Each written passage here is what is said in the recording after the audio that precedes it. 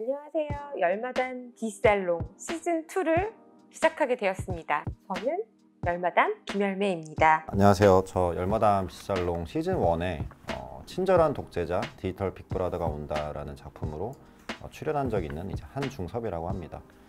이제 그때 출연을 계기로 이제 이런저런 대화를 나누다가 시즌2는 조금 더 다양한 분들과 좀 더 캐주얼한 컨셉으로 얘기를 해보는 게 어떨까 싶어서 이제 재밌을 것 같아서 합류를 하게 되었고요.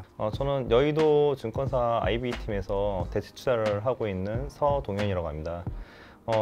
요즘 그 유튜브와 인문학에 대해서 좀 관심 있다고 이제 얘기를 하니까 열반아님께서 이제 초대해 주셔서 이제 같이 하게 되었습니다. 네, 시즌2는 저희가 좀 더 감성적인 부분, 그리고 살면서 사실 인포맥스 채널을 보시는 분들은 잘 살고 싶어서 주식 투자를 하시거나 경제 뉴스를 보시는 분들이 좀 많으신 것 같아요. 근데 사실 우리가 잘 사는 게 뭘까? 열심히 투자하고 돈 버는 것도 물론 중요하지만 그거 말고도 정말 잘 사는 건 다른 데 있는 게 아닐까? 이런 생각들을 점점 저는 많이 하게 되는 것 같아요. 그래서 그런 의미에서 첫 번째 게스트를 저희가 김세별 작가님을 모셨습니다. 안녕하십니까, 김세별입니다. 저는 주로 고독사나 자살, 살인사건 현장에 특수청소를 하고 돌아가신 분들의 유품을 정리를 해서 유족분들에게 전달을 해드리고 있는 그런 일을 하고 있습니다. 처음 뵙겠습니다. 이제 사실 유품 정리사라는 직업이 저는 이제 좀 생소한 그런 직업이어가지고 이런 게 이렇게 유품 정리사 이런 게 이제 좀 우리 국내에도 알려지고 이런 거가 몇 년 정도 된 건가요? 이게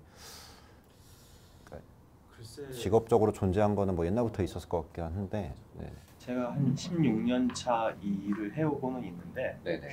글쎄 아직도 많이 알려진 것 같지는 않은데요. 많이 모르시는 분들이 더 많으실 것 같아요. 그리고 이런 유품 정리는 일반적으로 의뢰를 하시는 경우들이 없고 보통 보면 그냥 가족분들이 직접 정리를 하시고 나머지는 이제 폐기물 업체나 중고가전 업체 불러서 처리를 하시는 경우들이 많은데, 저 같은 경우는 좀 현장 자체가 특수하잖아요. 돌아가시고 나서 뭐 보통 며칠, 뭐 길게는 뭐 3달, 4달 이렇게 발견되시는 분들이 많단 말이에요. 그러면 그런 현장 같은 경우는 뭐 악취도 있고 벌레도 있고 그러다 보니까 직접 하시기가 힘들잖아요. 근데 뭐 우리가 매스컴에서 보면 어디서 고독사가 있었다더라, 무슨 일이 있었다더라 그러는데 사실 그게 머주수는 많이 나오지만은 그렇게 큰 퍼센티지를 차지하는 건 아니거든요. 그래서 아마도 아직도 모르시는 분들이 굉장히 많으실 것 같아요. 오늘 저는 작가님과 만나기 전에 그 유품 정리사라는 직업에 대해서 좀 더 자세하게 좀 찾아보는 계기가 됐습니다. 근데 찾아보다 보니까 아무래도 첫 번째 느낌이 하다 보면은 좀 어려움이 많이 있으시겠다 하는 생각이 많이 들었습니다. 구체적으로 좀 어떤 것들이 좀 어려움이 있으실지. 이게 일반적으로 돌아가셔서 발견되신 게 아니기 때문에 보통 이제 뭐 짧게는 뭐 이틀에서 길게는 뭐 1년까지도 그렇게 그때까지 방치가 됐다가 발견되시는 분들이 있거든요. 그러면 아무래도 제일 심한 게 1차적으로 냄새죠. 냄새가 가장 심하기 때문에 그게 좀 힘들어요. 왜 그러냐면 제가 힘들다기보다는 저희가 이제 그런 유품 정리를 하다 보면 집에 있는 짐들은 다 비닐 포장을 해서 반출을 해요. 그래도 이렇게 보면 좋지 않은 냄새는요 더 빨리 퍼져요. 이상하게 좋은 냄새는 많이 못 받고 이렇게 좋지 않은 냄새들은 빨리 퍼지니까 주변에서 이제 시선들이 느껴지죠. 어느 순간부터 냄새가 난다.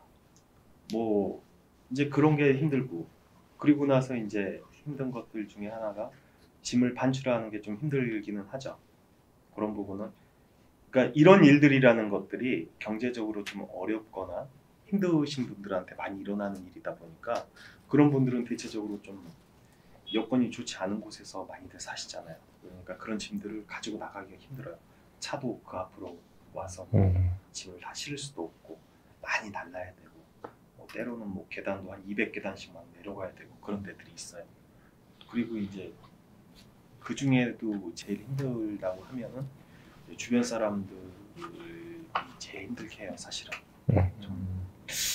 아무래도 일을 하다 보면 이분의 유품을 정리를 하고 이분 집에 일을 하다 보면 저도 모르게 어느샌가 이분에 대해서 알게 돼요.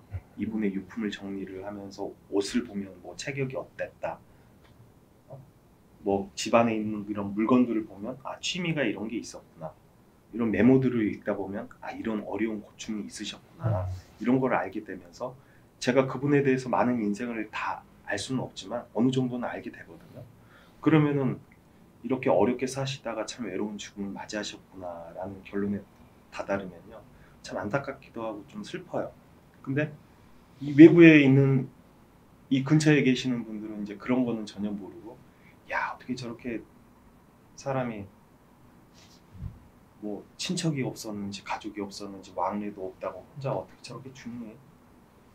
뭐 이런 얘기들 아니면 아유 맨날 저렇게 술이나 먹어대고 그러니 저렇게 죽지 이런 얘기들 아니면 아 냄새 나니까 빨리빨리 좀 일 좀 끝내세요. 아 재수없게 왜 우리 집 앞에 차를 대고 일을 해? 길도 넓은데 뭐 이런 얘기들 그런 게 이제 좀 되게 듣기가 좀 안 좋아요.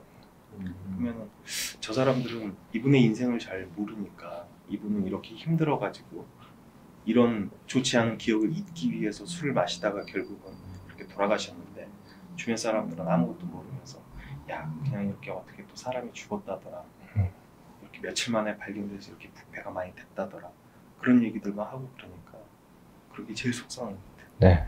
제일 힘들고 그러면 뭐 유품 정리사 일을 하시면서 굉장히 좀 일반 이제 직장인들은 체험하기 어려운 경험들을 많이 하실 것 같은데 뭐 예컨대 되게 그걸 하면서 뭔가 보람이 있을 수도 있을 것 같고 아니면은 굉장히 좀 불쾌한 경험들을 할 수도 있을 것 같아요. 예를 들어 뭐 유족들이 뭐 이제 이상한 행동을 한다든지. 예. 그렇죠. 예. 뭐 지금은 이제 그런 게 많이 없어지긴 했는데 약간 장례 지도사 시절 때 그때도 보면은 지금은 장례 지도사라고 얘기를 하잖아요. 네, 그때 염사라고 그랬어요. 염사. 장례식장이라고도 안 하고 영안실이라고 그랬던 시절. 그러면은 사람들이 보면 뭐라고 그러냐면 저희 직원을 부를 때 야 영안실 그래요. 근데 뭐 별로 뭐 다 그러니까 별로 그런 생각은 안 했는데 좀 약간 깔고 가죠. 무시하고 가요. 그러면서 이런 일을 할 때도 그래요. 사람들이 좀 약간 많이 하대를 해요. 굉장히 보면. 그래서 그런 게 좀 불쾌하기도 한데 뭐 그러려니 하고 넘어가죠. 이제 그런 부분들은. 그리고 뭐 기억에 남는 그런 현장들은 많아요. 모든 현장들이 다 기억에 남고 다들 사연이 있고 한 현장에 일을 하고 나면 왜 그 한 사람의 인생을 거의 많이 읽고 오는 상황이거든요.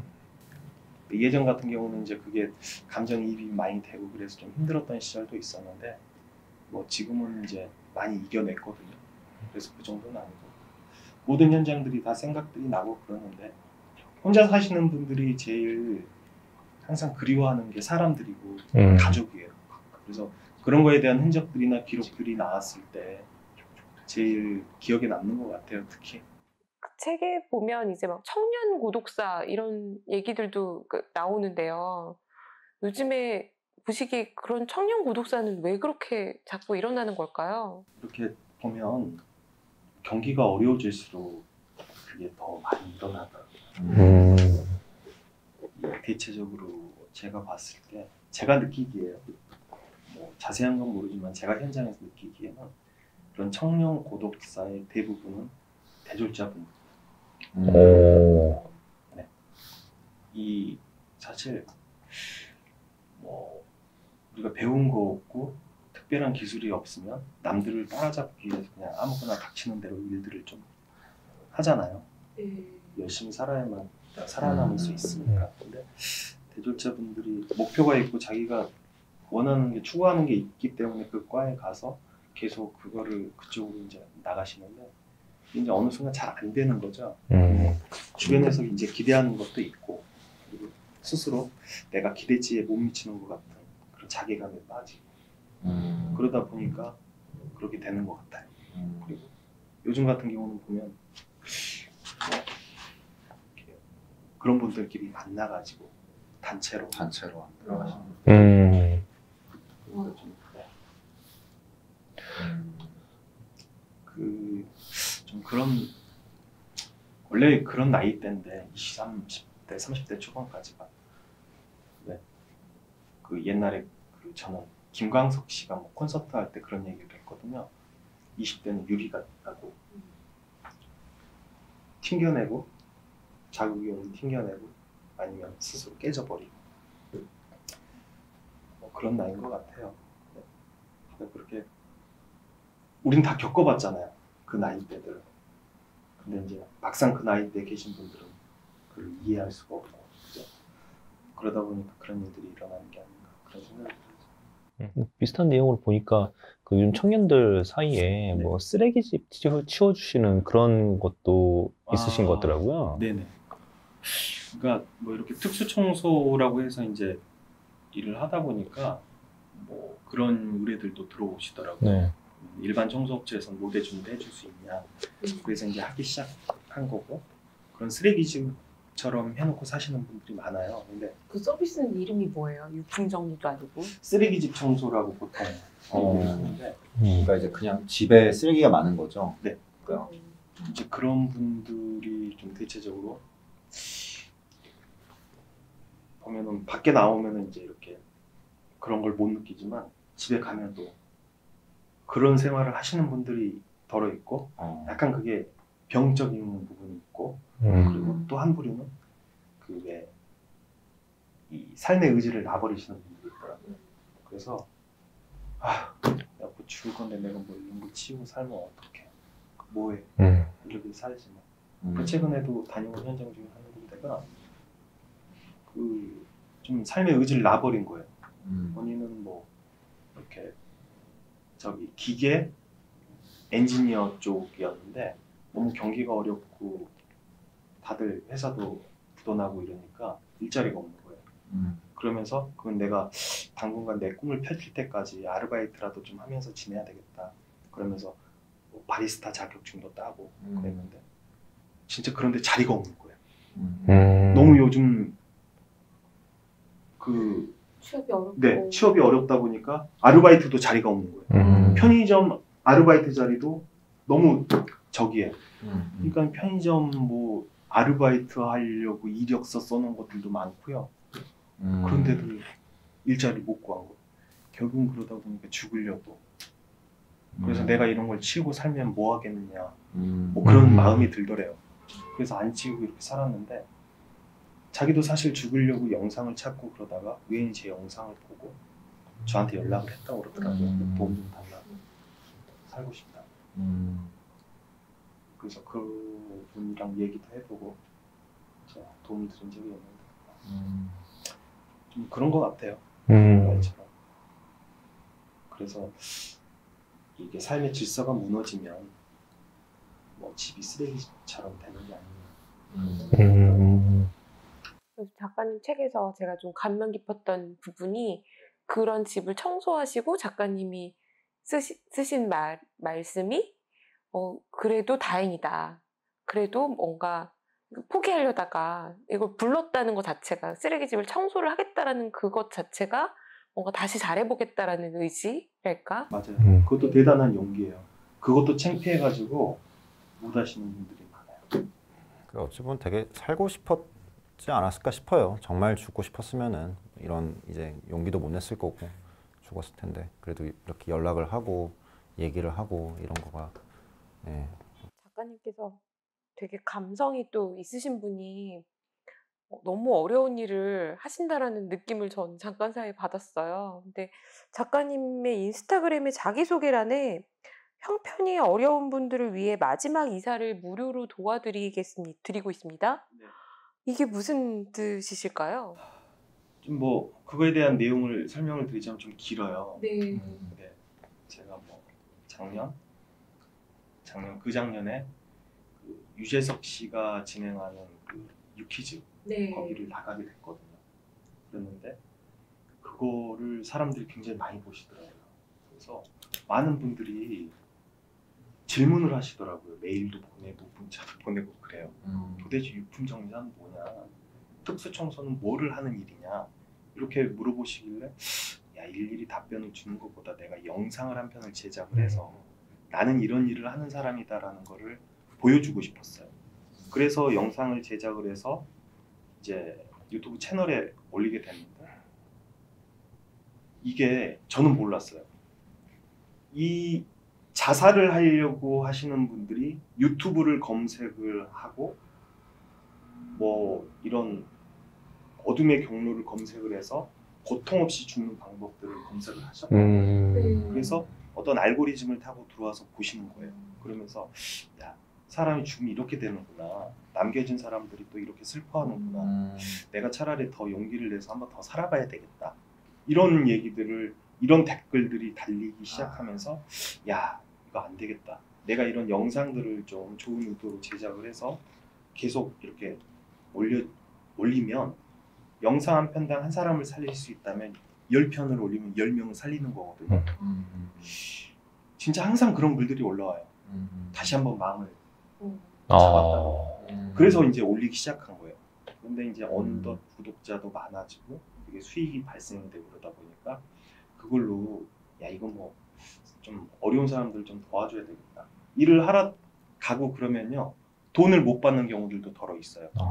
이 대부분이요, 뭐 현장에 오셔서 일을 의뢰를 하시는 게 아니고 얼굴도 못 보고 전화 통화로만, 문자로만 일을 의뢰하시는 분들이 많아요.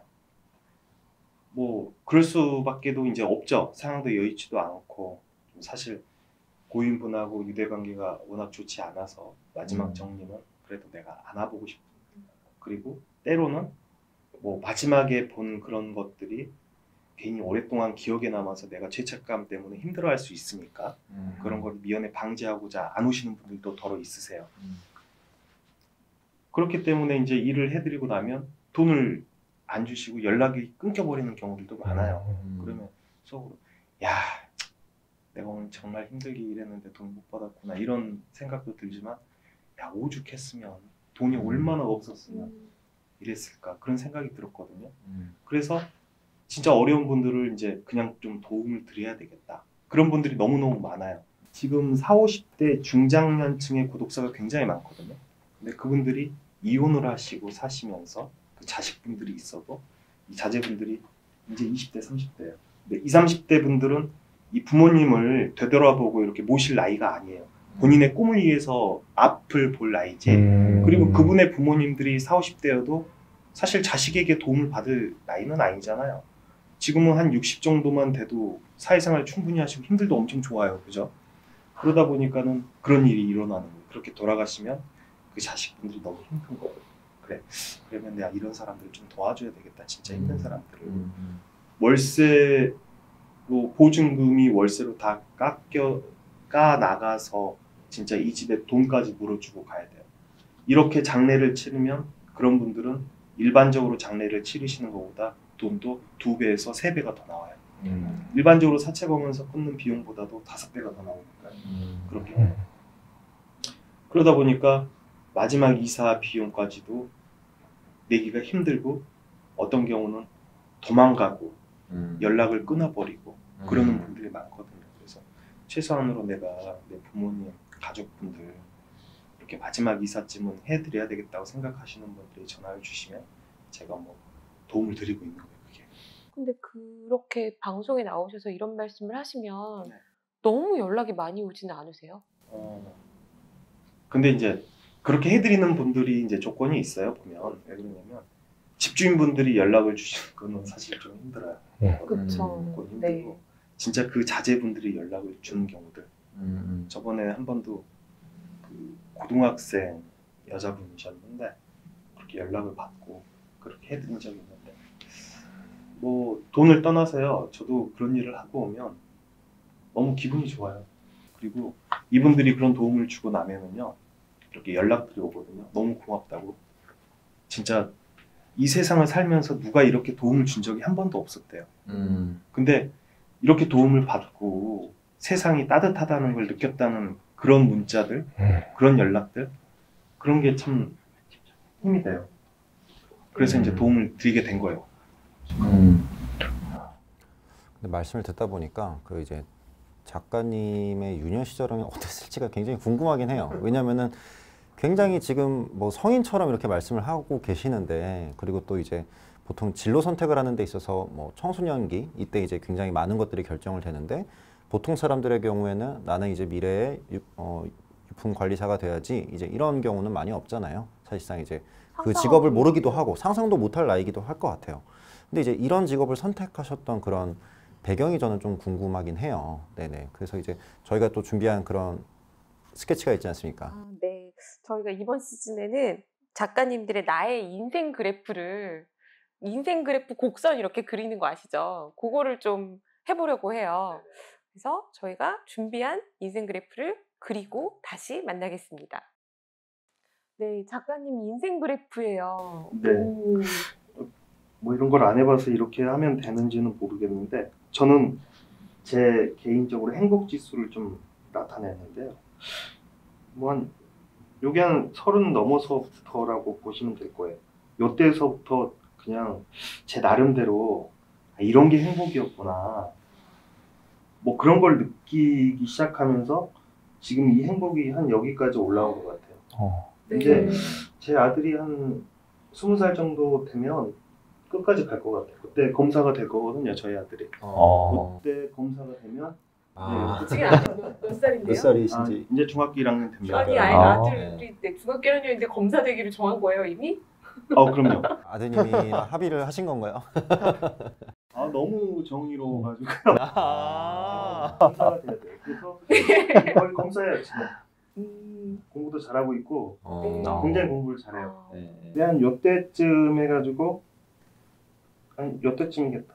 요게 저희 막내딸이 태어나서 지금 이제 4살인데 계속 고공 행진 중이에요. 그 딸 때문에. 30세 이게 그 행복을 알게 되신 계기가 있다고 하셨는데 어떤 계기인가요? 이게 저도 20대 때는 지금 20대 청년들이 고민하는 거하고 똑같은 고민을 했거든요. 나는 어떻게 살지? 뭐를 하고 살아야 되지? 난 기술도 없고 배운 것도 없는데 이런 고민들. 돈을 어떻게 모아야 되지? 근데 그런 게 20대 때는 소용이 없던 거예요. 아무리 생각만 해도 나 혼자 스트레스 받고. 근데 그 어떤 돈이 문제는 아니었던 것 같아요. 인생을 살면서. 지금 보면은 왜 그런 말 있잖아요. 예전에는 좋은 일이 일어나기를 바랬지만 이제는 아무 일도 없기를 바란다. 왜 그런 거를 생각을 하고 있어요. 그래서 뭐 지금은 뭐를 해도 행복하고요. 너무 좋아요. 뭐 돈은 못 벌지만 참 행복해요. 지금. 특정 사건이 있던 건 아니셨어요? 특정 사건도 있어요. 맞아요. 네. 요게 우울한 20대 때 그 사실은 제가 이게 그 친구가 오토바이 사고로 일찍 죽었어요. 근데 저녁에 이제 퇴근을 하고 오다가 이제 음주운전 차량에 치여가지고 죽었는데 이렇게 안전장구랑 다 하고 그래도 소용이 없더라고요. 끌려가 버리니까. 근데 이제 그때 친구 죽음 이후로 그 장례식장에서 그 제 친구 염을 해주시던 장례지도사 분들을 그때 보고 사실은 좀 깜짝 놀랐어요. 그때 젊은 나이, 어린 나이였을 때, 야, 본인 가족도 아닌데 저렇게 정성스럽게 일을 해주나? 그래서 참 마음적으로 참 뭐라 그래, 동경을 했다고 그래야 되나? 너무 감동받고 그랬거든요. 이제 그런 시기가 있었는데 그러다가 우연치 않게 그 동네 그 헬스클럽에서 운동을 하는데 자주 얼굴 보시던 분이 주변에 사람 있으면 소개를 해달래요. 그래서 무슨 일인데요? 그랬더니 사실은 장례식장에서 사람을 구한대요. 그래서 이게 약간 뭐 운명같이 느꼈어요. 그래서 제가 한번 해볼게요. 그래서 너 지금 직장 다니는 거 아니야? 아이 그만두면 되죠. 그래서 출근을 한 거예요. 장례식장에. 그때가 몇 살 때였을까요? 그때가 20대 중반 정도. 그래서 그때서부터 일을 하기 시작한 거예요. 장례식장에서. 네네네. 처음에는 좀 무섭더라고요. 맨 처음 만진 시신이 그 2살짜리 어린애였는데 그 애가 왜 죽게 됐냐면요. 그 게임 때문에 죽은 거예요, 사실. 애기 엄마가 방치. 게임을 너무 열정적으로 하다 보니까 집에서 애를 안 돌보고 방치. 컴퓨터만 하니까 그 남편분이 집에 컴퓨터를 없애버렸어요. 그러니까 이게 그래도 큰애 5살짜리 애를 놔두고 이제 태어난 애를 1살짜리 애를 놔두고 PC방을 간 거죠. 밥 때가 되면 이제 들어와서 좀 보고 그래야 되는데 안 온 거죠. 근데 왜 애들이 보면요, 생물학적으로 동생을 괴롭히고 자기가 사랑을 못 받으니까 그런 게 있거든요. 그래서 애가 꼬집고 베개로 누르고 괴롭히다가 이제 죽은 거예요, 큰애가. 그러다 보니까는 이제 그때 그 애를 처음으로 제가 입관을 해줬었는데, 아, 지금도 진짜 소름 끼쳐요. 너무 무섭더라고요. 그때 당시만 해도 아마 이렇게 입관을 해드리고 그러면서 고인 화장을 해주는 사람이 없었어요, 사실은. 그때 아마 제가 처음으로 화장을 했을 거예요. 지금 화장해 주시는 분들이 많거든요. 네네. 그리고 뭐 물론 지금은 어쩔지 모르겠는데 뭐 사고로 돌아가시고 그러면 그렇게 봉합 수술도 직접 장례 지도사들이 해주고, 근데 그런 것도 이제 좀 가려줘야 돼요, 화장으로. 그래서 그런 걸 해드리다 보니까 너무 좋은 거예요, 반응들이. 너무 이쁘다 그러고 살아있는 것 같다고 그런 얘기를 들었을 때 저한테 칭찬해 주는 것 같더라고요. 그래서 정말 머리도 예쁘게 잘 감겨드리고 여자분들, 할머니분들, 어르신들 이렇게 화장도 해서 보내드리고 그랬거든요. 근데 또 어떤 일도 있었냐면요, 유족분들이 오시면서 우리 엄마 아니라고. 아, 우리 엄마 아니야, 우리 엄마 아닌 것 같아, 우리 엄마 어딨어. 그러니까 이게 내가 너무 이걸 잘못했나 보구나, 화장을 너무 잘못했나 보구나. 근데 가끔 이제 어떤 실수들이 있냐면, 이 A분 고인분 입관을 해야 되는데 이 장례지도사분들 실수로 C분을 내놓고 하는 경우들이 있어요. 그래서 지금은 아예 이분 맞냐고 얼굴 한번 보여드리고 확인시킨 다음에 진행이 되는데, 예전에 가끔 그런 실수들을 했거든요. 그러다 보니까 그런 건 줄 알고 너무 무서웠거든요. 네. 심장이 콩닥콩닥 뛰고. 그런데 너무 이쁘니까 우리 엄마 아닌 것 같다고 그런 얘기를 하더라고요. 그래서 그런 것들이 힘이 나서 더 열심히 해드리고 그랬던 것 같아요, 그때. 그러면서 우연치 않게 어떤 일이 있었냐면, 장례를 치르시던 따님분, 유족분이 있었는데, 그 따님분이 이제 장례가 끝나고 유품을 정리하려고 하니까 너무 힘든 거예요. 그래서 다시 오셔서 장례식장에 오셔서 좀 도움을 요청을 하셨죠. 시신에 대한 경험이 있는 사람들이 좀 도와달라. 내가 너무 힘들다. 돌아가셨던 고인분이 평소에 약주를 많이 드시니까 간이 안 좋았어요. 그런 분들 특징이 각혈을 많이 하시거든요. 근데 그날도 따님이 출근하고 이제 퇴근해서 돌아와서 봤더니 각혈을 많이 하시고 아버지가 돌아가셨고 이제 장례를 치르고 이제 청소를 하려고 그러니까 그런 상황이었던 거예요. 그래서 도와달라. 그래서 그 집을 청소를 해드리고 그랬어요. 근데 이제 그날 있었던 일들을 좀 옛날에는 블로그가 개인 일기장처럼 좀 기억하고 싶은 사진이나 이런 글들을 적어놓고 그러던 시절이었거든요. 근데 그날 무슨 일이 있어서 그걸 기록을 했냐면, 동네 분들이 이제 보면은 이제 그래요. 그분의 짐들을 쓰레기 봉투에 담고 장롱도 이렇게 다 해가지고 밖에다 내놨는데, 어느 동네나 가면 이렇게 딱 있어요. 여기가 쓰레기 버리는 자리라고 써져 있진 않지만 마치 약속된 듯한 그런 자리들이 있거든요. 그런 자리에 이제 쓰레기들을 내놓고 반출을 해놨더니 막 사람들이 뭐라고 그래요. 여기 이거 놔두면 사람들이 어떻게 지나다니냐고. 그래서 왜 그러냐고. 차도 다 지나다니고 그래서 넓은데. 그랬더니 죽은 사람 짓는 거 우리가 모를 거 같냐. 재수없이 이걸 왜 여기다 대놨냐. 우리 돌아가야 되지 않냐. 어쩌고.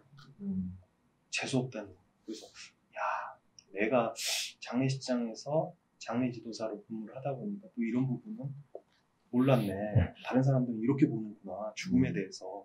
근데 유독 우리나라가 그런 것 같아요. 그래서 그날의 그런 기억이나 감정을 블로그에 적어놨었는데, 누가 그 글을 보고 쪽지를 보내셨어요. 통화 좀 하자고. 자기가 비슷한 상황인데 도와달래요.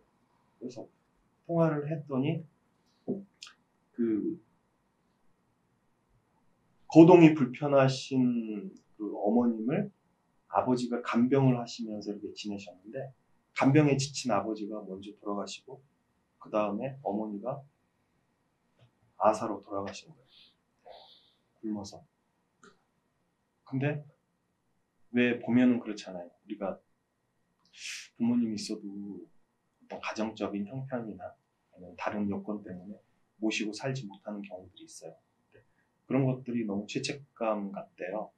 자주 들여다보지 못하니까. 근데 우리가 생각하잖아요. 뭐 별일 없겠지. 뭐 연락도 안 오니까. 무슨 일이 있으면 연락을 주셨을 텐데. 뭐 무소식이 희소식이고 나도 너무 바쁘고 이러니까는 일주일에 한 번, 10일에 한 번 이렇게 연락하고 그러던 것들이 결국은 이렇게 돌아가신 거예요. 그러니까는 본인이 정리를 하려고 했더니 너무 눈물이 나더래요. 그래서 세상에 이런 일을 좀 도와주는 사람이 없을까 하고 찾아봤는데 없더래요. 근데 우연히 제 글을 봤다는 거죠. 그 글을 보니까는 아 그럼 나도 좀 도와달라. 그래서 이제 그분을 이제 그 집 일을 도와드리고 나서 야 이런 일을 하는 사람이 좀 필요하겠다 세상에. 그래서 이제 이 유품 정리업을 시작하게 된 거예요.